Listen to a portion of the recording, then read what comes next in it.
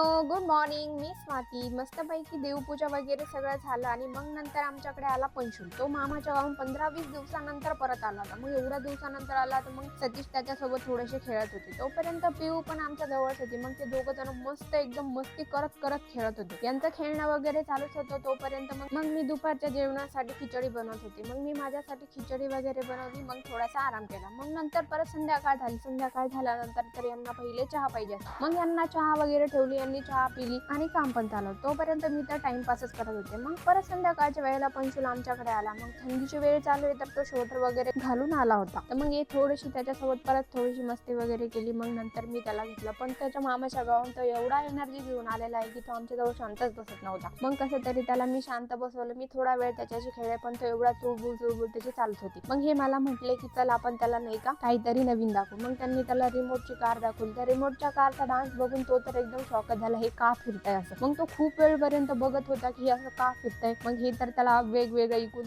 तिकडं अशी गाडी फिरवून दाखवत होते. तो एकदम शांत प्रकारे ती गाडी कशी फिरते ते बघत होता आणि त्याला ती गाडी पकडायची होती, पण मग त्याला भीती पण वाटत होती की ऑटोमॅटिक कसं काय फिरते. ते त्याला सगळं नवीन वाटत. अशा प्रकारे या छोट्या बाळासोबत कसा दिवस गेला माझा मला समजला नाही. भेटूया माझ्या नवीन व्हिडिओमध्ये. तोपर्यंत माझ्या व्हिडिओला लाईक करा, शेअर करा, सबस्क्राईब. बाय.